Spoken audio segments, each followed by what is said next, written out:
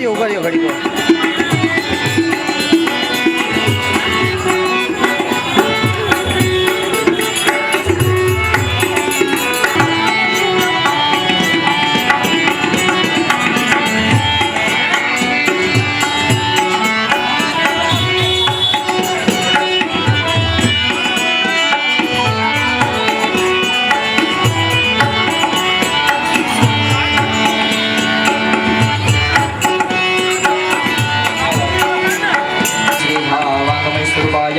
भागवत परमात्माने समर्पयामि नमस्कारान् नमस्करोमि. फूल चोखा आपजो. ચાલો અહીં ભાગવતજીની પૂજા કરો. ચાલો ચોખા કરી. હરે ઓમ. શ્રીખંડ ચંદનમ દિવ્યમ ગંધાઢ્ય સુમનોહરમ વિલેપનમ સુરશ્રેષ્ઠ ચંદનમ પ્રતિગૃહ્યતામ. સ્વસ્તિ સ્તે વિનાશાખ્ય સ્વસ્તિ સ્તુય વિનાશાખ્ય ધર્મ કલ્યાણમ વિનાયકં પ્રિયાદેયં ભાગ્ય સ્વસ્તિ દ્રવન્તો નમઃ. विलेपनं सुरश्रेष्ठ चन्दनं परिगृह्यतामः. वन्दनवानादुरादर्शां नित्यपुष्टां परिसृणे अक्षरगुरुः सम्पूजये.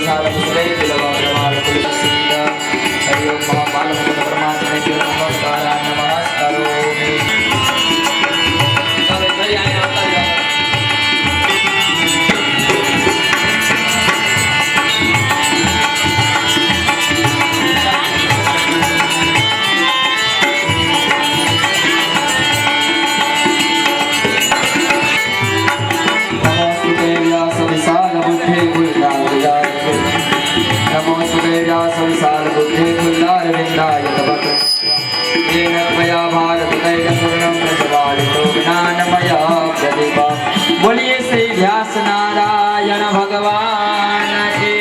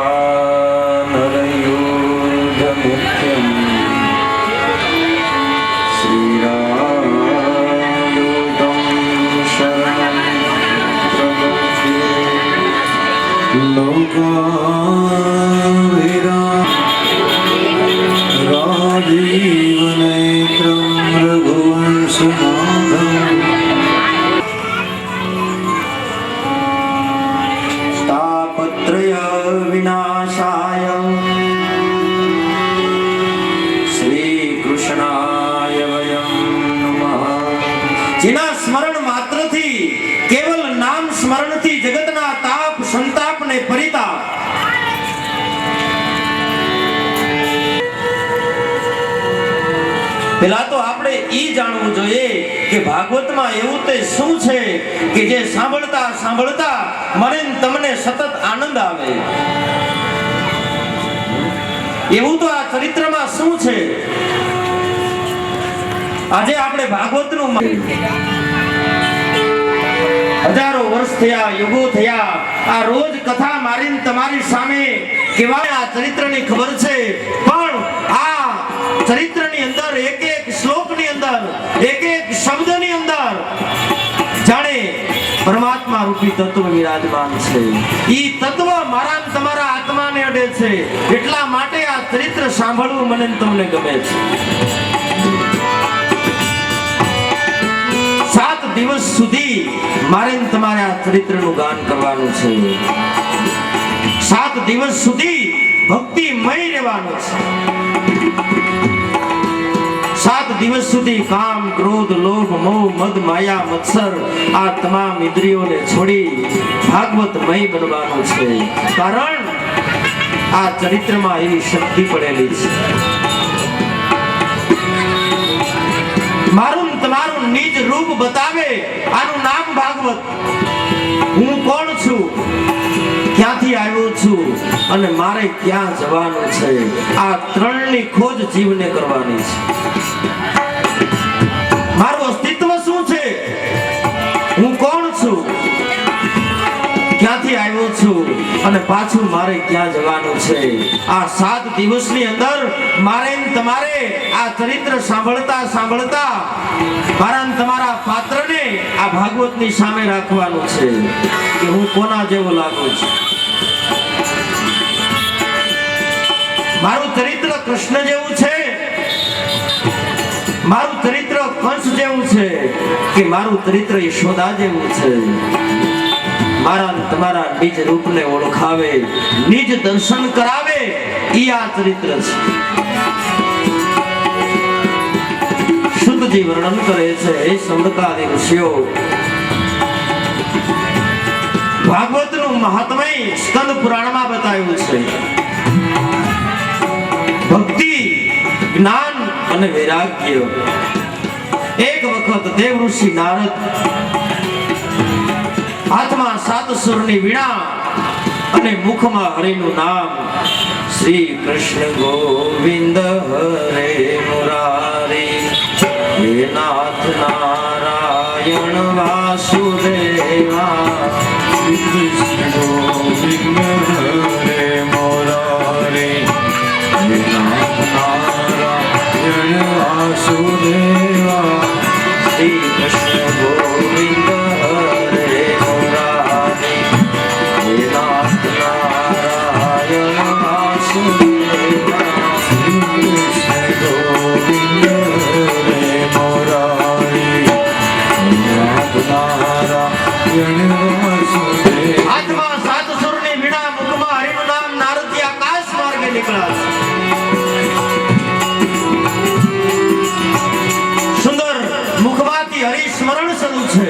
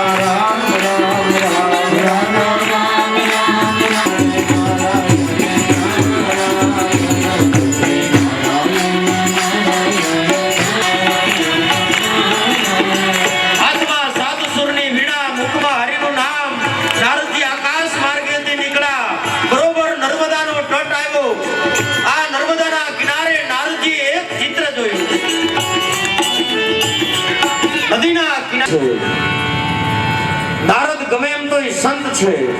જોજો, નારદ માળામાં રુદન કરી રહ્યા છે. આ સ્ત્રીનું રુદન જોઈ અને આજ વૃક્ષો થંભી ગયા છે.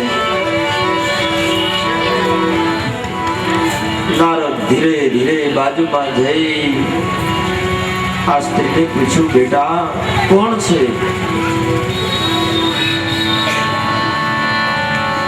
શું કામ રડે છે? રડવાનું કારણ શું? ત્યારે આ સ્ત્રી કહેવા લાગી, મહારાજ, આ મારા ખોળામાં જે 2 સૂતાને બે વૃદ્ધ પુરુષો આ સ્ત્રીના ખોળામાં સૂતા છે. મહારાજ, એ વૃદ્ધ નથી, અકાળે વૃદ્ધ બન્યા છે. આ બંને મારા પુત્રો છે.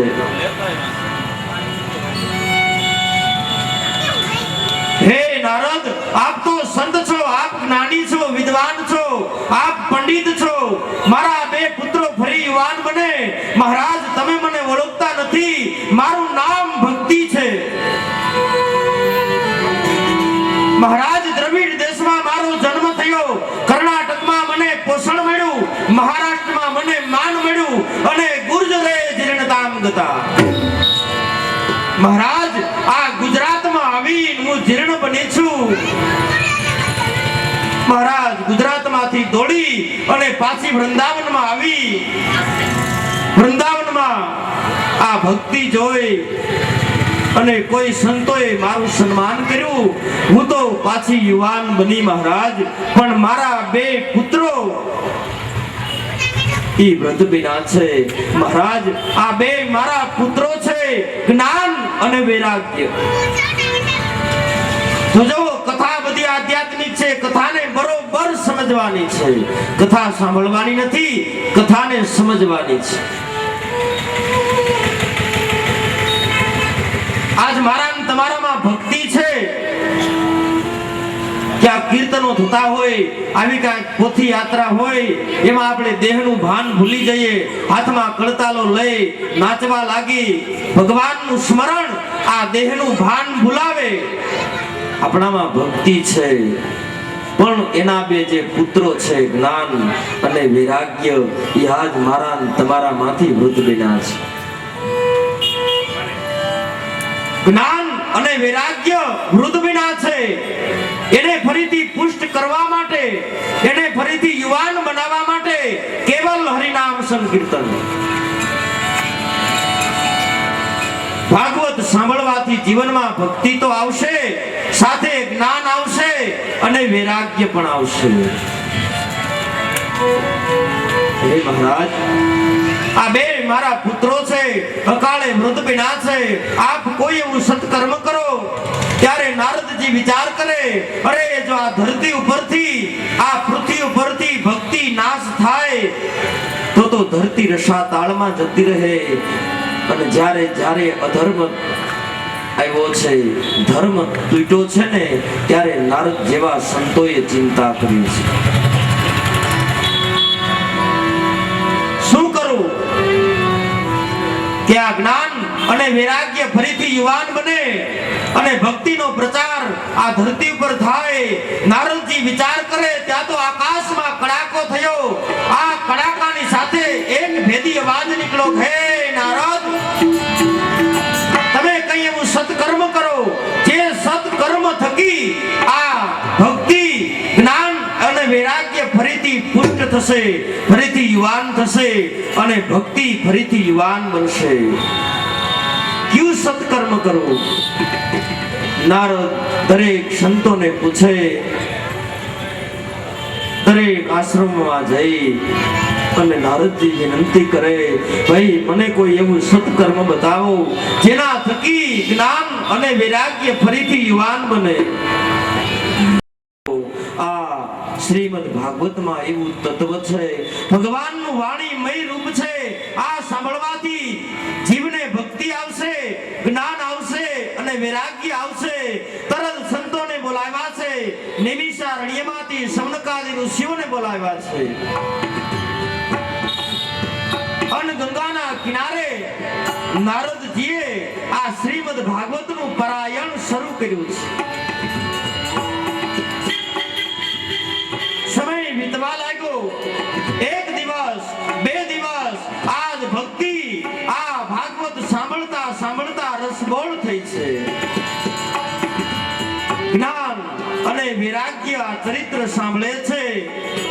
સંતો કહે, ભાગવત સાંભળવાથી આજ જ્ઞાન અને વૈરાગ્ય ફરીથી પુષ્ટ બન્યા છે.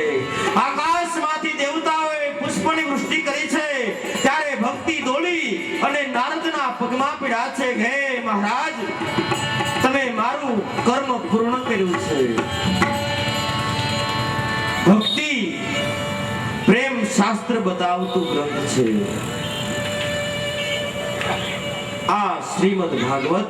તો પરમહંસોની સંહિતા છે. જીવને ભક્તિ આવે, જ્ઞાન આવે અને વૈરાગ્ય આવે, પ્રેમ લક્ષણા ભક્તિ બતાવતો આ ગ્રંથ છે.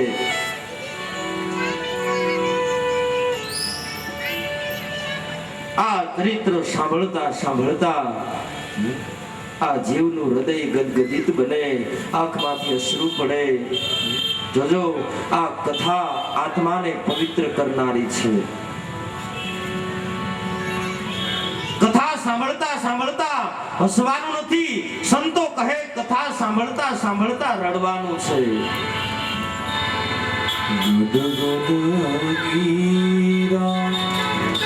નયન બનીરા મમ ગુણ ગાવત જેનું હૃદય પુલકિત બને, સંતો કહે જેનું હૃદય ગદગદિત બને, એટલે અંદર પડેલો તાપ, પરિતાપ, સંતાપ એ હૃદયમાંથી મેલ રૂપે નીકળે અને અશ્રુ વાટે બહાર નીકળે. હૃદય પવિત્ર બને, નિર્મળ પવિત્ર હૃદય થાય ત્યારે આ ચરિત્ર જીવને અસર કરે. જ્યાં સુધી હૃદય પવિત્ર નહીં થાય, જ્યાં સુધી મન સ્થિર નહીં થાય, ત્યાં સુધી કથા જીવને આનંદ નહીં આપે.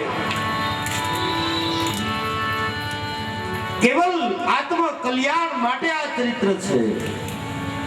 હૃદયને નીચોવી નાખે એવું આ ચરિત્ર છે.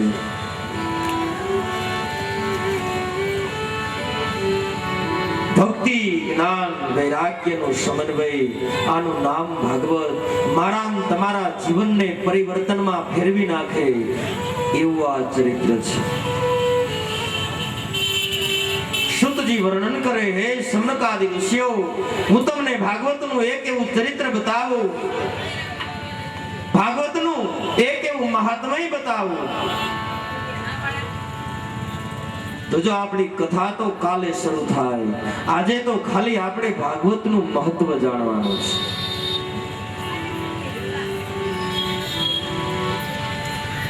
શુદ્ધજી વર્ણન કરે, હે સનકાદિ ઋષિઓ,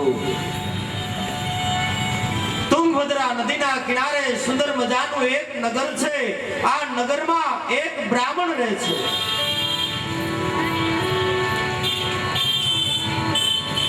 આત્મદેવ નામ છે. રોજ ભગવાન શિવની પૂજા કરે, ભગવાનના ચરણમાં વંદન કરે, ભિક્ષાવૃત્તિ કરે, નિત્યમય જીવન જીવે.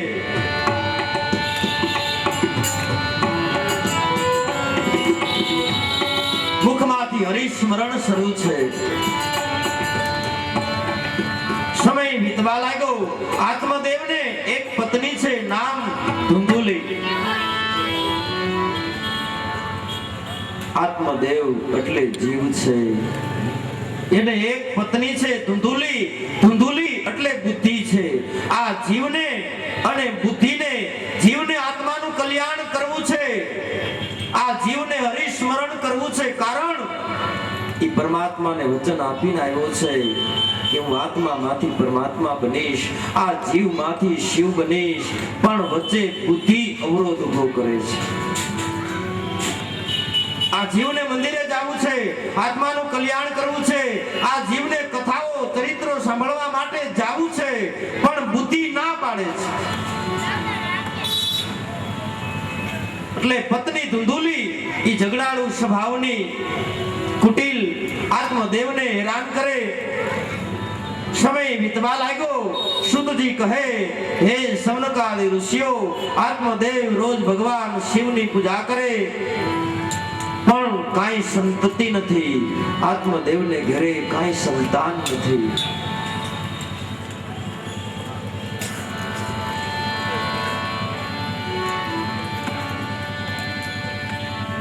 ધુંધુલી રોજ આત્મદેવને ઠપકો આપે, હે મહારાજ, આપ તો વિદ્વાન છો, આપ પંડિત છો, આપ જ્ઞાની છો, કોઈ એવું વિધાન કરો, કોઈ એવું અનુષ્ઠાન કરો, આપણે ઘરે સંતાનની પ્રાપ્તિ થાય. મહારાજ, આપ તો વિદ્વાન છો. આત્મદેવ વિનંતી કરે, દેવી, આપણા ભાગ્યમાં નથી, પ્રારબ્ધમાં નથી, તો કઈ રીતે મળે?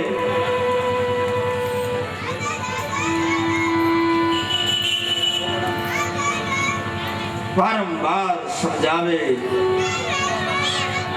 ધુંધુલી સમજે નહીં, રોજ આવી આત્મદેવ સાથે ઝઘડો કરે.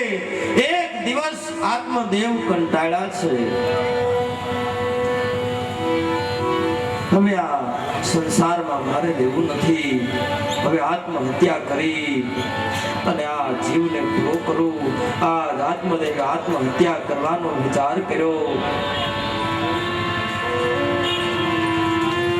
આત્મદેવ બરોબર સંધ્યાના સમયે ઘરેથી નીકળ્યા, ભગવાનનું સ્મરણ કરે છે, અખિલ બ્રહ્માંડના માલિકને યાદ કરે કે હે મહારાજ મને માફ કરજે, કારણ હજારો જન્મના પુણ્ય ભેગા થાય, કઈક પ્રારબ્ધ ભેગા થાય ત્યારે આ મનુષ્ય અવતાર મને મળ્યો છે. પણ મારાથી એક આજે ભૂલ થઈ રહી છે, હું આત્મહત્યા કરવા માટે જઈ રહ્યો છું. મહારાજ મને માફ કરજે, કારણ હવે આ સંસારમાં મારાથી રહેવાય એમ નથી. આત્મદેવ આંખમાંથી આંસુ પાડતો પાડતો ધીરે ધીરે ડગલા ભરીને આગળ વધ્યો છે.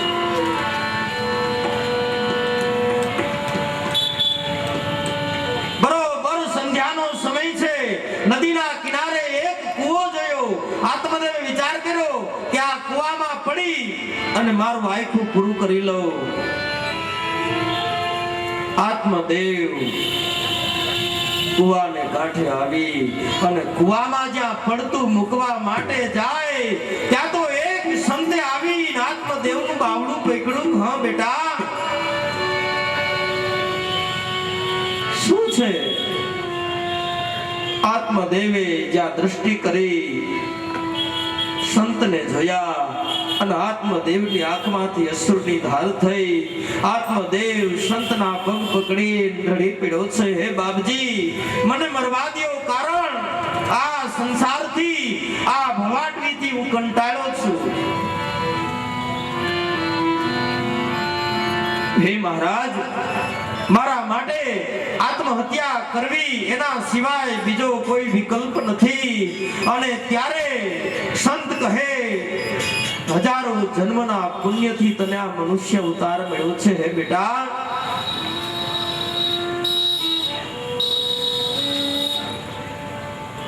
આવો વિચાર તારે કેમ આવ્યો? તું તો વિદ્વાન છો, પંડિત છો, બાપજી માફ કરો.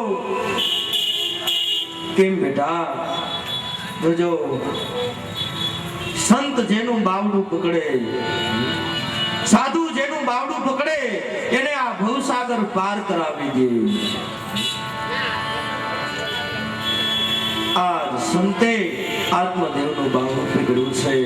જીવનમાં કોઈ સદગુરુ મળે, કોઈ સંત મળે, જ્યાં સુધી કોઈ સંત નહીં મળે, જ્યાં સુધી આ જીવને કોઈ સદગુરુ નહીં મળે, ત્યાં સુધી આત્માનું કલ્યાણ નહીં થાય.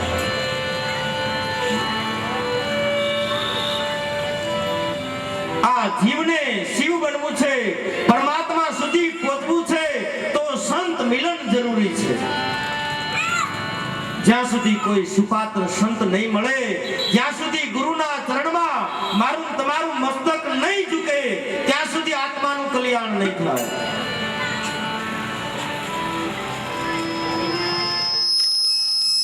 આજ આત્મદેવ સંતના ચરણમાં મસ્તક નમાવીને કહે છે, મહારાજ મને મરવા દો. કેમ બેટા, શું વાત છે? આત્મહત્યા કરવાનું કારણ શું? મહારાજ મારે ઘરે સંતાન નથી, કઈક અનુષ્ઠાનો કર્યા, ભગવાનની ભક્તિ કરું છું, રોજ ભગવાન શિવને વિનવું છું મહારાજ, પણ મારા ભાગ્યમાં નથી, મારા પ્રારબ્ધમાં પુત્ર સુખ નથી. મહારાજ મને કઈ રીતે મળે? અને આ દુઃખથી મારે આત્મહત્યા કરી. અને ત્યારે સંતે આત્મદેવના મસ્તક ઉપર હાથ મૂક્યો છે. બેટા, ભગવાને તને પુત્ર નથી આપ્યો, એમાં પણ તારું કઈક કલ્યાણ હશે, એમાં તારું કઈક હિત હશે. નહીં મહારાજ, આપ તો સંત છો. મહારાજ મારે ઘરે સંપત્તિ થાય, મારે ઘરે સંતાન થાય એવા મને આશીર્વાદ આપો.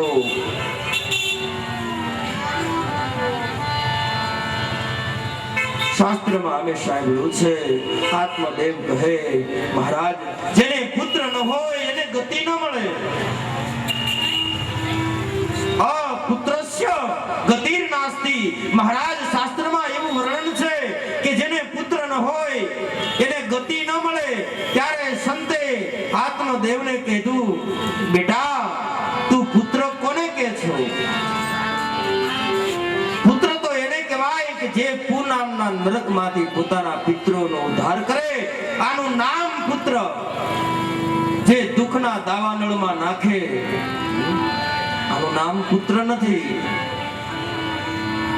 બેટા, મુક્તિ તો કેવલ હરિ નામ સ્મરણથી મળે છે. કેવલ આત્મ કલ્યાણ તો કેવલ પ્રભુના સ્મરણથી થાય છે. બેટા, મહારાજ મને કોઈ વરદાન આપો. આજ આત્મદેવ સંતના પગ પકડીને રડી પડ્યો છે. ત્યારે સંતે એક ફળ આપ્યું છે.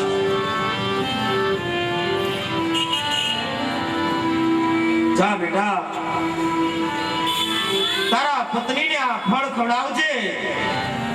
આજથી 10મે મહિને ત્યારે ત્યાં એક પુત્રનો જન્મ થશે. આત્મદેવને હરખના આંસુ આવ્યા છે. સંતના ચરણમાં વંદન કરી આત્મદેવ દોડતો પોતાને ઘેરે આવ્યો છે. પોતાના પત્ની ધુંધુલીને વાત કરી, દેવી તમે મને કીધુંના ઠપકો આપતા, મારી હારે ઝઘડો કરતા, લ્યો દેવી આ સંતનો પ્રસાદ છે. આ પ્રસાદ તમે ખાશો, આપણી તમામ ઈચ્છા પૂર્ણ થશે. આજ ધુંધુલીને પણ આનંદ આવ્યો છે. અરે મારી ઈચ્છા પૂર્ણ થશે. કઈક સમયના અંતરે મારે ઘરે પુત્રની પ્રાપ્તિ થશે. આમ કહી આત્મદેવ ભગવાનનું ભજન કરવા માટે નીકળી ગયા. પાછળથી ધુંધુલીની બેન આવી છે. હાથમાં ફળ છે. બેન, આ ફળ કોણે આપ્યું? શું છે આ ફળમાં? અને ત્યારે ધુંધુલી હરખાતે કહેવા લાગી કે બેન, મારા પતિદેવને કોઈ સંત મળ્યા, એ સંતે આ ફળ આપ્યું અને એમ સંતનો પ્રસાદ છે. આ પ્રસાદ થકી અમારે ઘરે પુત્રની પ્રાપ્તિ થશે.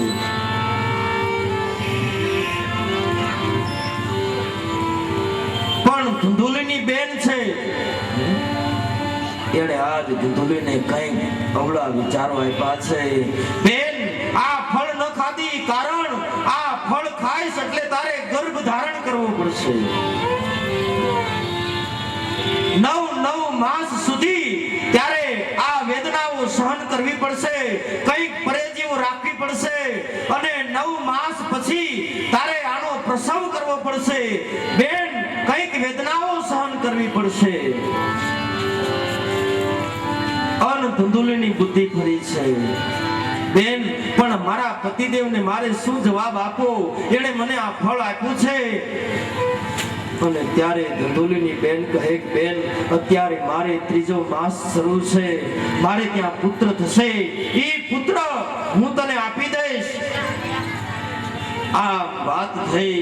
સમય વીતવા લાગ્યો. 1 માસ, 2 માસ, આજ સમય પસાર થવા લાગ્યો. આજ ધુંધુલી પેટે તાસળીઓ બાંધી પોતાના પતિની બનાવટ કરવા લાગી. મહારાજ, મારે 2જો માસ ચાલે છે, મારે 3જો માસ ચાલે છે. જે પતિની બનાવટ કરે આનું નામ ધુંધુલી. જે પોતાના પતિને છેતરે આનું નામ ધુંધુલી. ધુંધુલીનું મૃત્યુ બતાવ્યું નથી. ધુંધુલી હજી જીવે છે. જે પતિને છેતરે, જે પતિનું અપમાન કરે, જે પતિનો બનાવટ કરે, આનું નામ ધુંધુલી. મહારાજ, મારે 5મો માસ ચાલે છે. આમ કઈક બનાવટો શરૂ થઈ. ધીમે ધીમે 9 માસ પૂર્ણ બન્યા છે.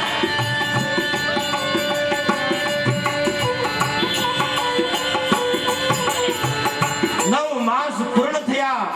ધુંધુલીની બેનને ત્યાં એક પુત્રનો જન્મ થયો.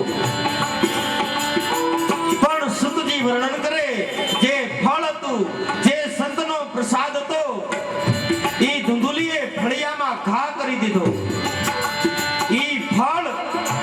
આત્મદેવના આંગણામાં બાંધેલી ગાય ખાઈ ગઈ છે.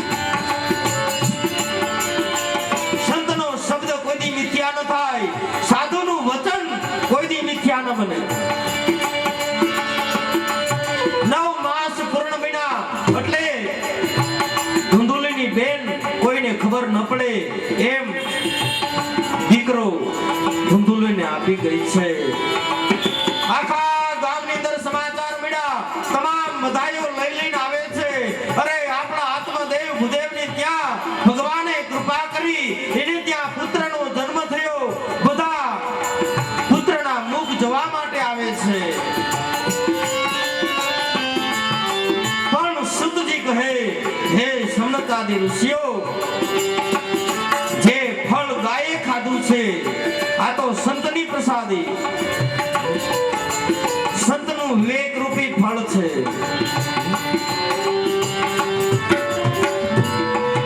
ગાયે 9 માસ પૂર્ણ કર્યા અને ગાયના ઉદરમાંથી એક પુત્રનો જન્મ થયો છે.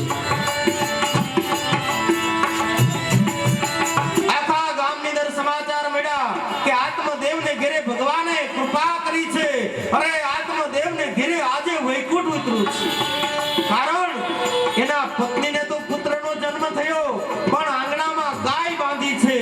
એ ગાયના ઉદરમાંથી પણ એક પુત્રનો જન્મ થયો છે. સુંદર બાળક જન્મ્યા છે. ગાયના ઉદરમાંથી જે બાળકે જન્મ લીધો, આખો દેહ મનુષ્યનો છે, કેવલ કાન ગાયના છે. આત્મદેવ આનંદ કરે છે, તમામને દાન પુણ્ય કરવા લાગ્યા. આત્મદેવ આજ પાગલ બન્યા છે.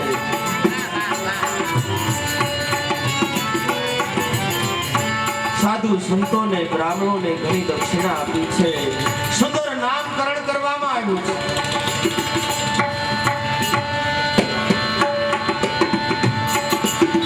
ત્યારે ગાયના ઉદરમાંથી જે બાળકે જન્મ લીધો છે એને આત્મદેવે પોતાના ખોળામાં લઈ જ્યાં કપાળમાં દ્રષ્ટિ કરી ત્યાં તો કરોડો સૂર્ય તપે એટલું તેજ કપાળમાં બન્યું છે. કારણ આ તો સંતની પ્રસાદી છે, સંતનું સંતત્વ છે.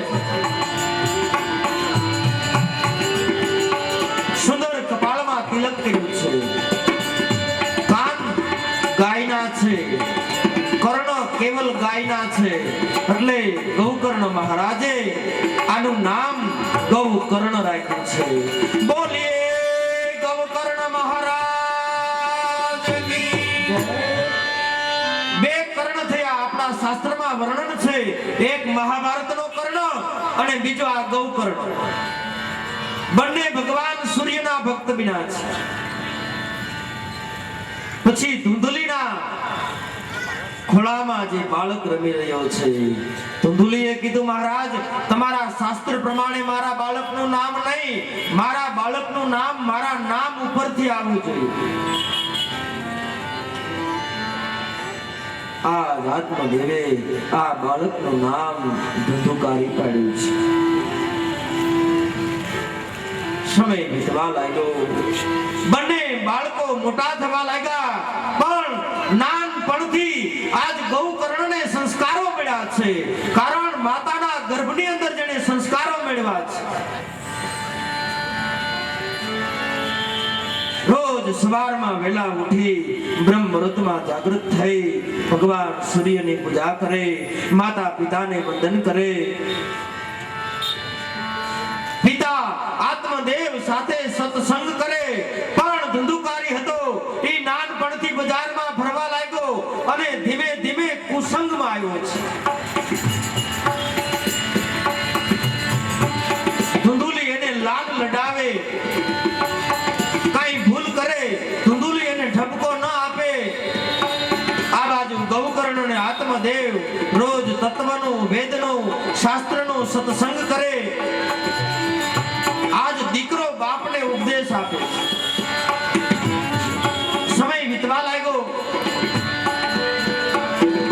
ગૌકર્ણ મહારાજ કહે, પિતાજીને, મહારાજ મારે શાસ્ત્ર વિદ્યા ભણવી છે, મારે વેદોનું પઠન કરવું છે, મને આજ્ઞા આપો અને ગૌકર્ણ મહારાજ વિદ્યા અભ્યાસ કરવા માટે પાઠશાળામાં ગયા છે.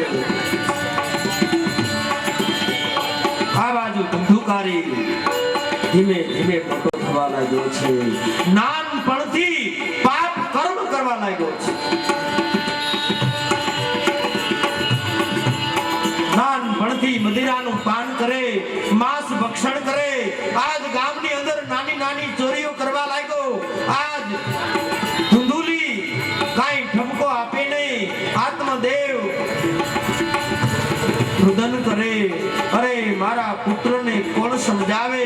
બ્રાહ્મણનો જન્મ તો સંસ્કૃતિનો પ્રચાર કરવા માટે થયો છે.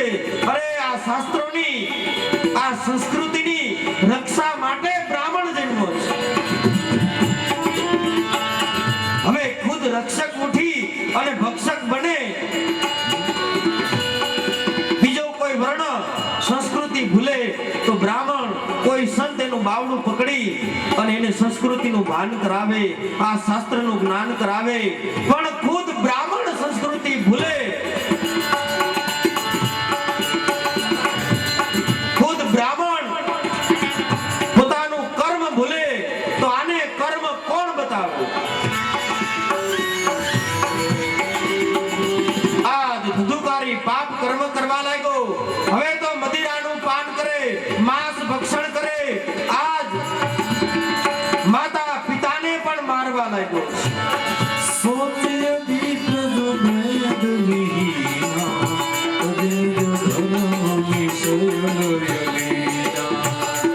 ધુંધુકારી આખા ગામની અંદર હાહાકાર મચાવવા લાગ્યો. હાથમાં ખડગ લઈને ફરે. કોઈ બ્રાહ્મણો યજ્ઞ કરતા હોય, આ યજ્ઞને તોડી નાખે.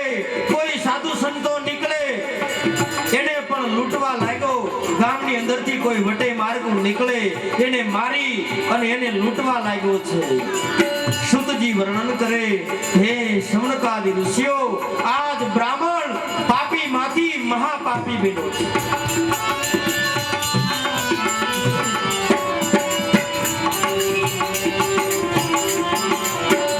આત્મદેવ કંટાળી નદીના કિનારે આવી પ્રભુ ભજનમાં ડૂબ્યા છે. પોતાનો દેહ પૂર્ણ કર્યો. આત્મદેવ મૃત્યુ પામ્યા છે. આજ ધુંધુકારી પોતાની માતાને મારવા લાગ્યો. ધુંધુલીને મારી. ધુંધુલીને પણ આજ ધુંધુકારીએ મૃત્યુનો દંડ આપ્યો છે.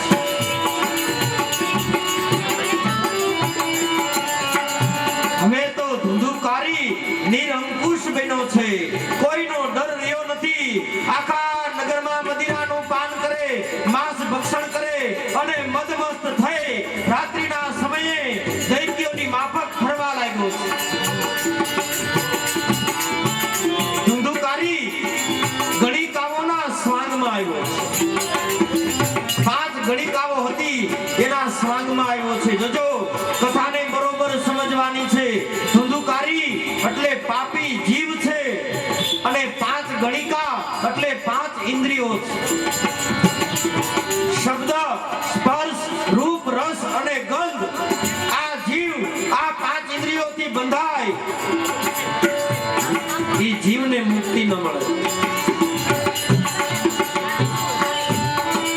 5 ગણિકાઓના સ્વાંગમાં આવ્યો. જેમ કહે તેમ કરવા લાગ્યો. ચોરીઓ કરે, મદિરાનું પાન કરે, માંસ ભક્ષણ કરે. આજ ધુંધુકારી વ્યભિચાર કરવા લાગ્યો. અને ત્યારે આ ગણિકાઓ કહેવા લાગી, હે ધુંધુકારી, તે કંઈક ચોરીઓ કરી છે, પણ આ ચોરીઓમાં કઈ આનંદ ન આવ્યો. એક વખત આપણા રાજાનો ખજાનો એકવાર ચોરી લઈએ, બીજી વાર ચોરી ન કરવી પડે. પણ ધુંધુકારીની બુદ્ધિ ફેરવી. આજ ધુંધુકારી રાજાનો ખજાનો ચોરવા માટે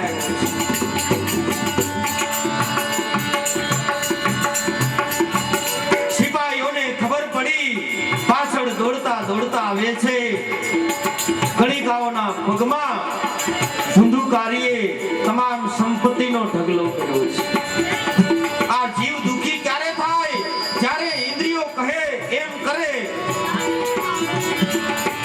ઇન્દ્રિયોના બંધનમાં જ્યારે જીવ આવે ત્યારે જીવને મુક્તિ ન મળે.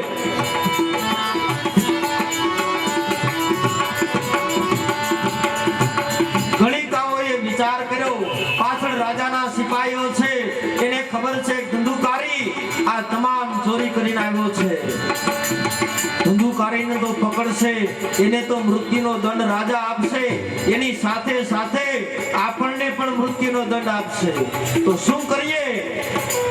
પાંચેય ગણિકાઓએ વાત કરી, આપણે પાંચે મળી આ ધંધુકારીને બાળીને ભસ્મ કર્યું. આજ પાંચેય ગણિકાઓએ ધંધુકારીને પકડી અને બાંધવામાં આવ્યો છે. ધંધુકારીને ઊંધો લટકાવવામાં આવ્યો. ઉપર પ્રહારો થવા લાગ્યા અને આજ નીચે અગ્નિ પ્રજ્વાલિત કર્યો. જળ જળ જળ જળ અગ્નિ બળવા લાગ્યો. ત્યારે ધંધુકારીએ તમામની સામે હાથ જોડ્યા, મને છોડાવો, કારણ પાપીને અંત સમયે મુક્તિ ન મળે.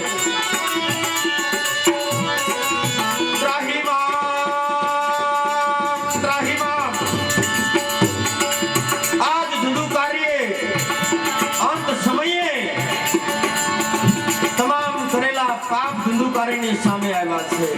અરે જીવન પર્યંત મેં પાપ કર્મ કર્યું છે, જીવન પર્યંત ગજબાતે ગુજારી, કોઈ દી હાથથી દાન ન કર્યું, આ કાનથી કોઈ દી શ્રવણ ન કર્યું,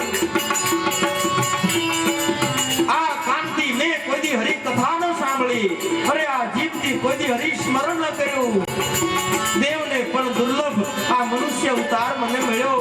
અરે પાપની અંદર વ્યભિચારમાં મેં આ મનુષ્ય દેહ પૂર્ણ કર્યો.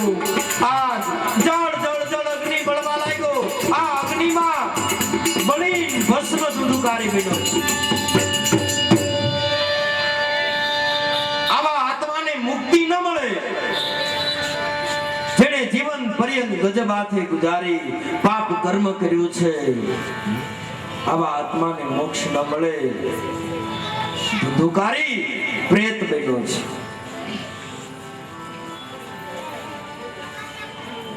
યમના દૂતો નાગ પાસથી પ્રહારો કરે, આજ વૈતરણી નદીમાં હલવે એવી વેદનાઓ ધંધુકારીને સહન કરવી પડે છે.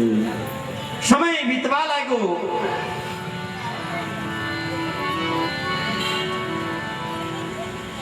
ગૌકર્ણ મહારાજ અભ્યાસ પૂર્ણ કરી ગામની અંદર આવ્યા.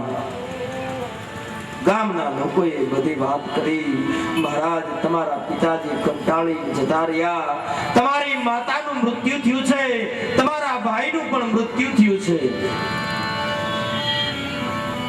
ગૌકર્ણ મહારાજને દુઃખ થયું. નદીના કિનારે જઈ શ્રાદ્ધ કર્મ કર્યું છે, પોતાના પિતૃનો તર્પણ કર્યું. ભગવાન સૂર્યને પ્રાર્થના કરી, મહારાજ મારા માતા પિતા મારા ભાઈના આત્માને સદગતિ કરાવજો, અમને પિતૃ ઋણમાંથી મુક્ત કરાવજો. પ્રાર્થના કરી ગૌકર્ણ મહારાજ ઘરે આવ્યા. સાંજનો સંધ્યા કરી ભગવાનનું સ્મરણ કરે છે અને જ્યાં શયન કરવા માટે જાય, ઢોલિયામાં જ્યાં શયન કરે